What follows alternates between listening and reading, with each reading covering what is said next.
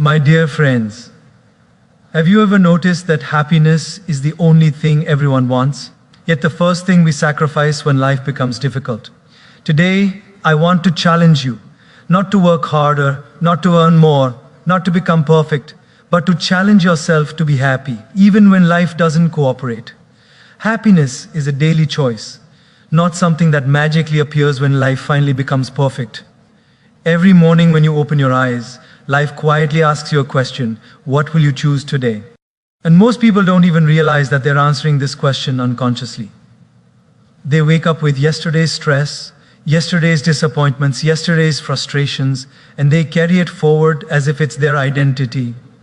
But happiness does not depend on your situation, it depends on your decision. Think of it like this: when you walk into a dark room, you don't sit there complaining about the darkness, you reach for the switch. Happiness works the same way. You cannot always control the room, but you can control the switch.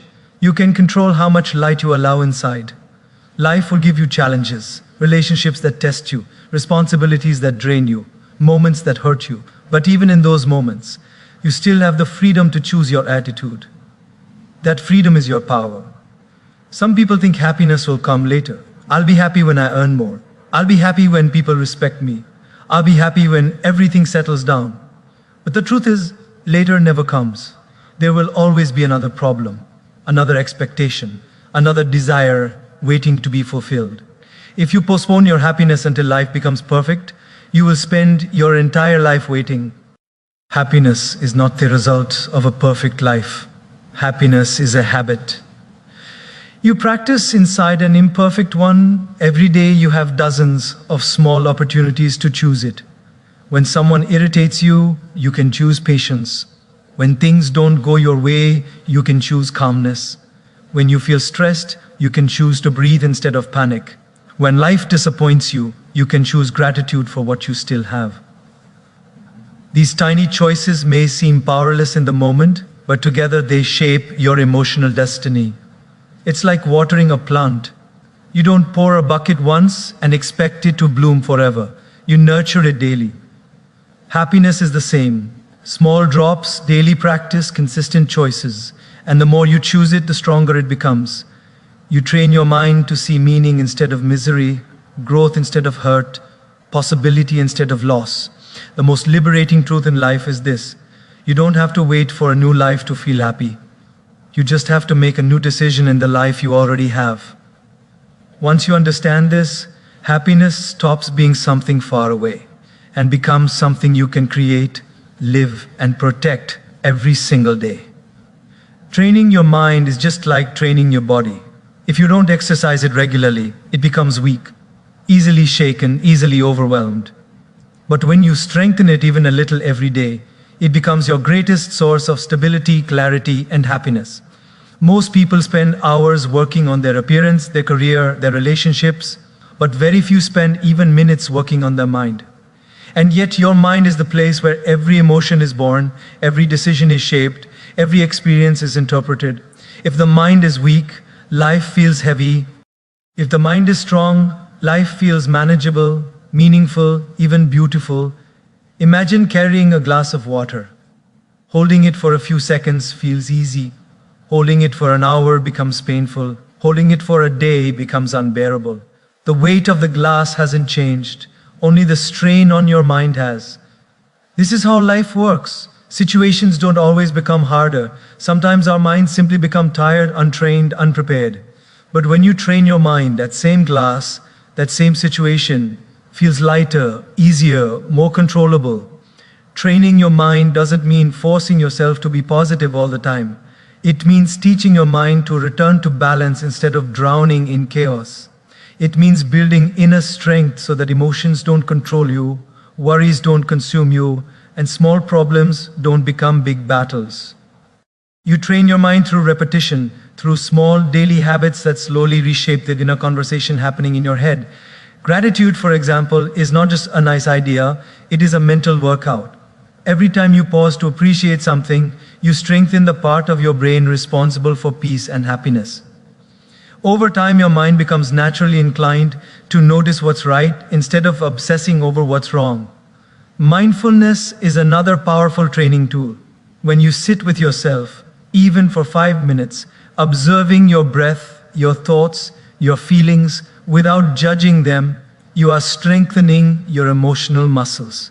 You're teaching your mind that it doesn't have to run after every worry, fear, or irritation. You're teaching it to stay present. A mind that can stay present is a mind that can stay peaceful. Compassion is also a form of training. When you choose to understand instead of react, to forgive instead of blame, to stay calm instead of explode, you are practicing emotional discipline. And like any discipline, the more you practice it, the stronger it becomes. The truth is, an untrained mind creates unnecessary suffering. It overthinks, it exaggerates, it assumes the worst. But a trained mind becomes your protector. It helps you stay centered even in storms. It reminds you that not every thought deserves your attention, not every emotion deserves your energy, not every situation deserves your peace. There will always be challenges, triggers, and stressful moments. But a trained mind knows how to breathe through them, step back from them, and respond wisely rather than impulsively. It knows how to turn problems into lessons, pain into growth, uncertainty into possibility. And the beautiful thing, you don't have to train your mind for hours, you just have to be consistent. 5 minutes of self-awareness every day is better than 1 hour once a month. 1 moment of gratitude each morning is better than waiting for a perfect life to be thankful.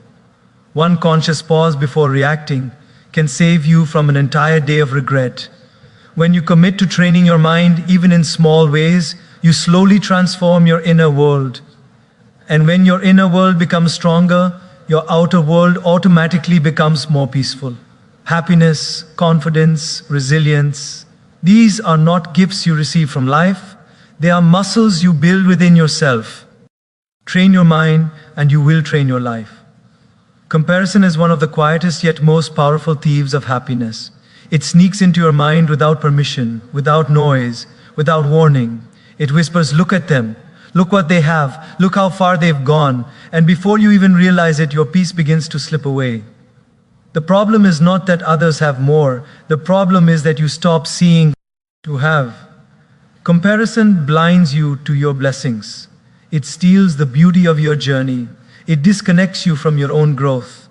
And the saddest part, it convinces you that you're behind, even when you're exactly where you're meant to be. We live in a world where it's easier than ever to compare. One scroll on social media and suddenly hundreds of lives are in your face. Filtered, edited, highlighted, curated. You see someone's vacation, someone's promotion, someone's expensive lifestyle, someone's perfect looking relationship, and instantly a voice inside you says, my life is not enough, but what you're seeing is not their reality. It's their best 5 seconds put on display. You're comparing your everyday with someone's highlight reel. That is an unfair fight, and your happiness loses every time. What comparison does is subtle yet destructive.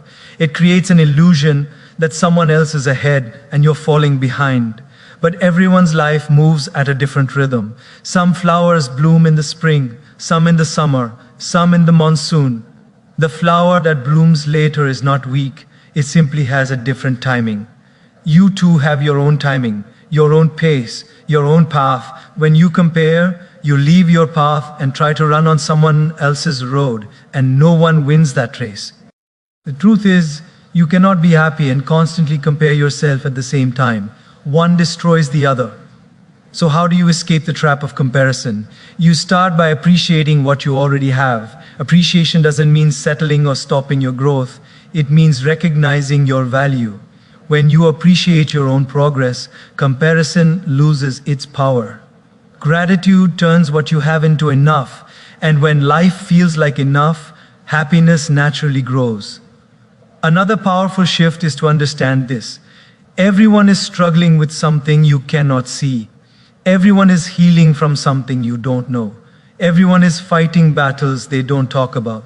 The person you envy might be envying someone else. The person you think is far ahead might feel lost inside. The person who looks confident might be breaking down privately. Comparison makes you assume that others are winning while you're losing, but that's rarely the truth. Instead of comparing, learn to admire. Admiration inspires, comparison suffocates. When you admire someone, you think, if they can do it, maybe I can too. When you compare yourself, you think, why can't I be like them? One opens your heart, the other closes it. The simplest way to protect your happiness is this: focus on your lane, run your race, grow at your pace, celebrate your progress. Look back at who you were 1 year ago, not who someone else is today. See the growth, the strength, the resilience you've built. That is your true competition, becoming a better version of yourself. When you stop comparing, you start living. You start noticing the small joys, the laughter, the health you have, the people who love you, the opportunities waiting for you. You realize that joy was never missing, your attention was. Comparison limits you, appreciation liberates you, and the moment you choose appreciation, happiness begins to return, slowly, quietly, beautifully. Reacting is easy, responding is powerful, and this single difference, just a few seconds of awareness, can change the entire direction of your life. Most people spend their days reacting. Something happens and immediately their emotions jump out. Someone says something rude and anger rises. A plan fails and panic takes over. A small inconvenience appears and frustration explodes. Reactions are automatic. They don't come from wisdom. They don't come from understanding. They come from habit, from ego, from untrained emotions. Reacting is like throwing fuel on every spark that life throws at you. Even a tiny spark becomes a fire when you react without thinking. But responding is a completely different art. Responding means pausing. Responding means breathing. Responding means choosing your next step instead of being pushed into it.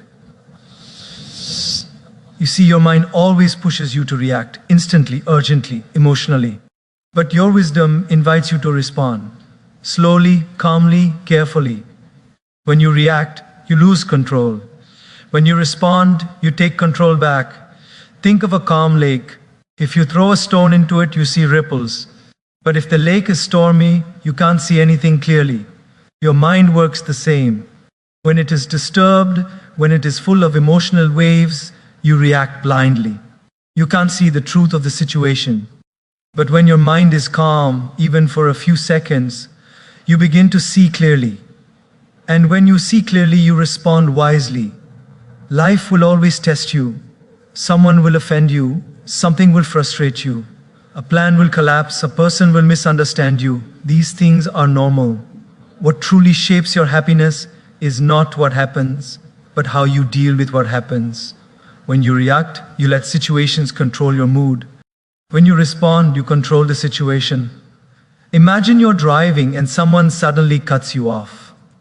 Most people react, shouting, honking, becoming angry for the next hour. But what changed? You reacted to a 3-second event and allowed it to steal your peace for the next 60 minutes. That is the cost of reacting. If you respond instead, you take a breath and think, maybe they're in a hurry. Maybe they're not paying attention. Maybe it's not worth losing my peace. And just like that, you keep your calm, your clarity, your happiness. Another example is conflict. Anger in the moment can break relationships that took years to build. Words spoken in reaction can cut deeper than knives. But a calm response, even a delayed one, can save love, preserve respect, and build trust. Sometimes the strongest thing you can say is nothing at all until your heart settles.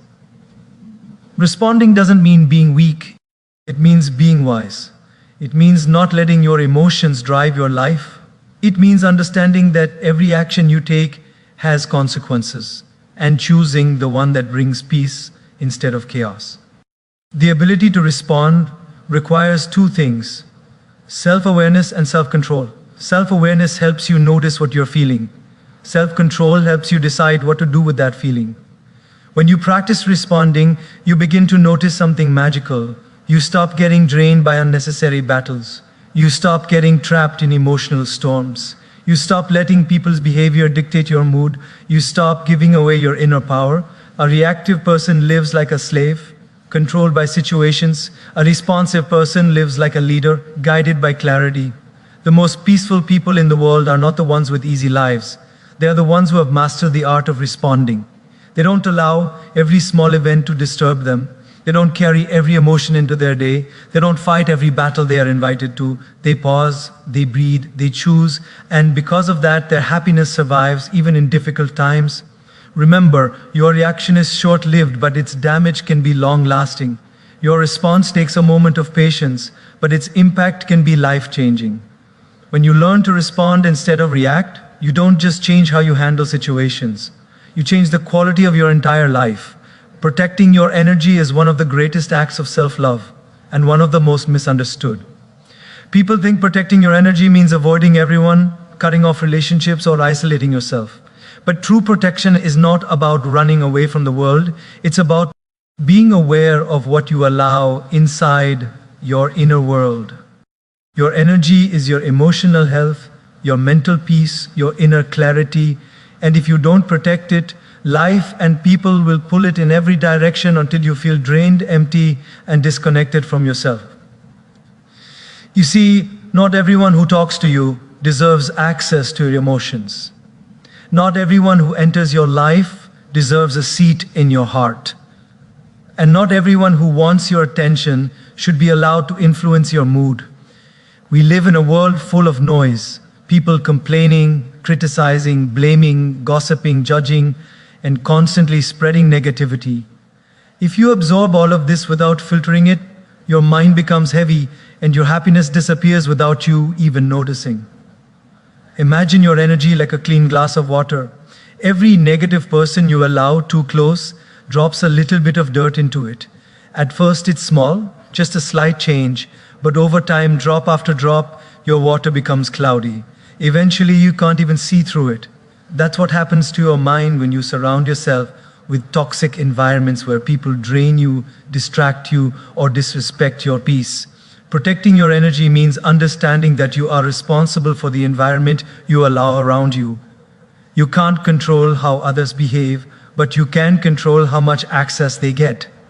There are people who lift you up when you speak to them. They bring clarity, kindness, encouragement. And there are people who pull you down. They leave you stressed, confused, smaller than before. You must learn to recognize the difference. Some people drain your energy unintentionally.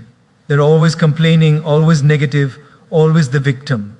If you spend too much time with them, you begin to absorb their fear, their anxiety, their hopelessness. You start carrying emotions that are not even yours. Protecting your energy means creating emotional boundaries. It means being compassionate, but not allowing yourself to drown in someone else's storm. Then there are people who drain your energy intentionally. Manipulators, critics, jealous hearts, people who only take and never give. They thrive on your emotional reaction. The more attention you give them, the more control they gain over your mind. Protecting your energy means learning to walk away from conversations that lead nowhere, arguments that don't matter, and people who thrive on chaos. One of the greatest strengths in life is the ability to say, "This is not worth my peace." Not every comment needs your response. Not every situation deserves your reaction. Not every invitation to drama requires your presence. Sometimes protecting your energy is as simple as stepping back. Sometimes it's choosing silence. Sometimes it's limiting your availability. Sometimes it's simply surrounding yourself with people who make you feel light, not heavy. Another important part of protecting your energy is protecting the thoughts you entertain. Your mind is like a sacred room. If you fill it with negativity, self-doubt, and overthinking, it becomes a prison. But if you fill it with gratitude, clarity, and perspective, it becomes a sanctuary. You must become the gatekeeper, choosing what enters and what leaves. Social media also plays a role. You may not realize it, but every scroll is feeding your energy something: comparison, jealousy, insecurity, fear. Protecting your energy means unfollowing anything that disturbs your peace, even if it's popular, even if everyone loves it. If it doesn't bring you growth or joy, you don't need it in your mental space. Protecting your energy also means taking care of yourself without feeling guilty, resting when you're tired, saying no when your heart is overwhelmed, spending time alone when you need clarity, surrounding yourself with silence when the world becomes too loud. You don't have to explain your boundaries to anyone. Peace explained is peace compromised. With time, you begin to understand that your energy is one of your strongest assets. When your energy is clean, you think better, love better, work better, and live better. You don't get triggered easily, you don't get lost in drama, and you stop wasting time on what doesn't matter. And the beautiful part, when you protect your energy, you also increase it. Your joy becomes deeper, your mind becomes clearer, your heart becomes lighter, your purpose becomes stronger. Protecting your energy is not selfish, it is essential. Because when your energy is healthy, you show up as your best self for your family, your work, your dreams, and most importantly, for you. When you guard your inner peace like it is precious because it is, life begins to feel simpler, calmer, and infinitely more beautiful.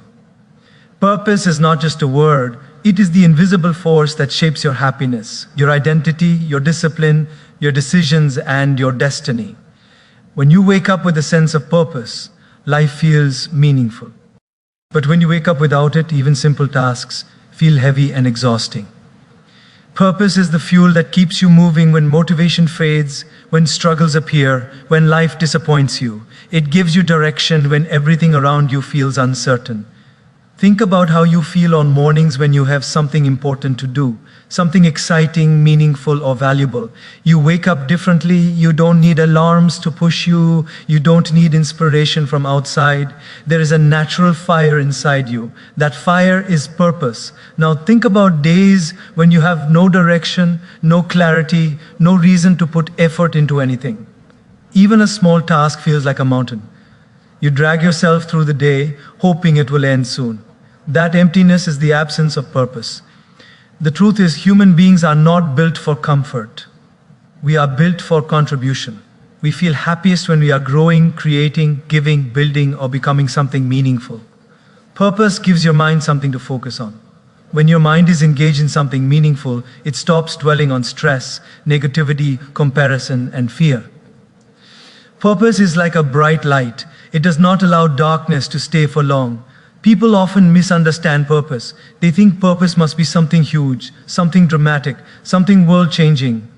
But purpose doesn't have to be grand. It doesn't have to be loud. It doesn't have to be known by millions. Purpose can be as simple as raising your children well, becoming healthier, helping someone every day, improving your craft, serving your community, or becoming a kinder human being. Purpose is not measured by size. It is measured by sincerity. Even a small purpose can bring big happiness if it is meaningful to your heart. Without purpose, you begin to drift. You move through life without direction, reacting to everything but guided by nothing. A life without purpose is like a ship at sea without a destination. The waves control it, not the captain. But when you have purpose, you navigate life differently. Challenges don't break you, they build you. Failures don't discourage, they redirect you. Criticism doesn't stop you, it strengthens you. Purpose turns obstacles into teachers. Purpose also gives you emotional strength. When you know why you're doing something, the how becomes easier. Look at people who persevere through hardships. They always have a strong why. That why becomes their inner anchor, keeping them steady through storms. When you live with purpose, you become less dependent on external validation. You no longer need approval from people. You are guided by your inner calling, not by other people's expectations. You start making decisions that match your values, not decisions that please the world. And that shift brings incredible peace and confidence. Purpose also brings happiness because it creates progress. Your brain is wired to feel joy when it senses progress, even small progress. Every step you take toward your purpose tells your mind, I am growing, I am moving, I am becoming better. This feeling builds emotional satisfaction and inner fulfillment. One of the most beautiful things about purpose is that it evolves. The purpose you have at 20 may be different from the purpose you have at 40. Life changes you, experiences shape you, pain teaches you, healing transforms you. And as you grow, your purpose grows with you. But purpose does not find you. You find purpose through action, by trying new things, by exploring your interests, by noticing what makes you come alive, by observing what breaks your heart enough that you want to fix it, by seeing what you naturally care about, what you naturally excel at, what you naturally return to.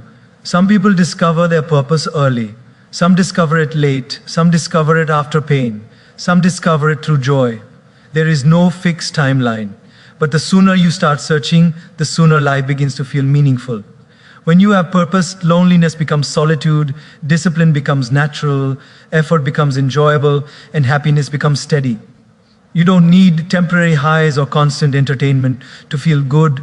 Purpose creates a deeper, more stable form of happiness, the kind that stays with you even when life is difficult. Purpose gives you something to wake up for, something to fight for, something to grow toward, something to live for. And when a human being has something to live for, their happiness becomes unshakable. Purpose doesn't just change your life, it changes you.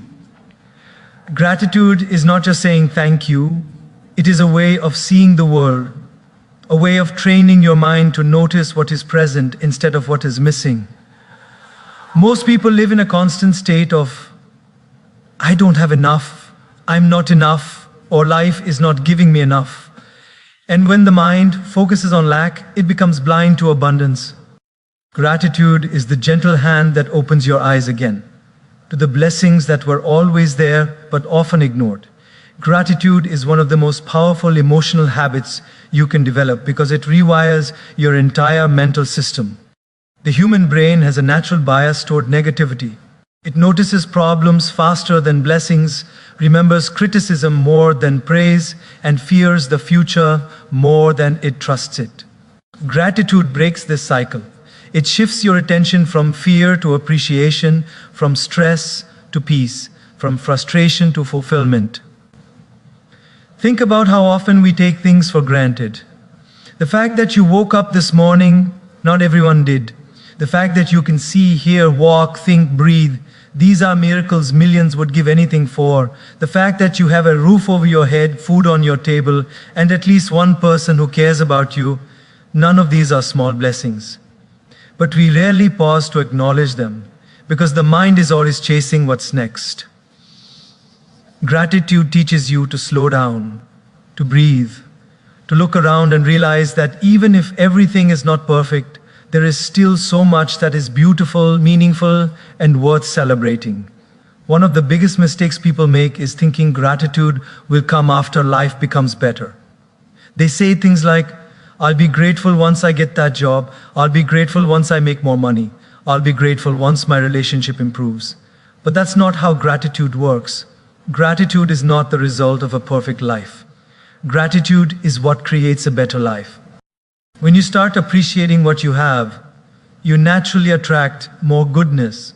Your mind becomes clearer, your heart becomes lighter, your attitude becomes more positive, and opportunities begin to open, not because the world changed, but because you changed. Gratitude even transforms how you handle challenges. When something goes wrong, instead of collapsing into negativity, a grateful mind asks, what is this teaching me? What strength am I gaining from this? How is this shaping me into someone better? This perspective doesn't remove the pain, but it gives you a sense of meaning within the pain. It helps you see that even difficult moments carry hidden gifts. Resilience, growth, wisdom, patience. Gratitude also improves your relationships. When you appreciate people, you stop expecting perfection from them. You stop focusing on their flaws and start noticing their efforts, their kindness, their presence. And when people feel appreciated, they naturally give more love, more care, more loyalty. Gratitude builds bridges where ego builds walls. Another beautiful part of gratitude is that it grounds you in the present moment. Anxiety pulls you toward the future. Regret pulls you toward the past. Gratitude brings you home to the now, and happiness only exists in the now. That's why grateful people feel happier, even if their lives are not perfect. They are fully awake to the gifts of the moment. You can practice gratitude in many simple ways. By pausing each morning to acknowledge 3 things you're thankful for. by appreciating small joys. A warm cup of tea, a cool breeze, the smile of someone you love. By expressing gratitude to people who have supported you. By journaling or mentally listing blessings at night. By shifting your focus from why me to what can I learn. And the truth is, no matter how difficult life gets, there is always something to be grateful for. Your breath, your heartbeat, your ability to try again, your capacity to change, your opportunity to grow. Gratitude does not deny your struggles, it simply refuses to let them define your entire life. When you build gratitude into your daily mindset, you begin to experience a quieter, deeper, more stable kind of happiness, one that doesn't depend on circumstances. Gratitude strengthens your emotional foundation so that whatever storms come, they shake you less and teach you more. Gratitude is a habit, a mindset, a way of living. And once you choose it consistently, you'll realize something profound. You were never missing happiness. You were only missing awareness of how much happiness you already had.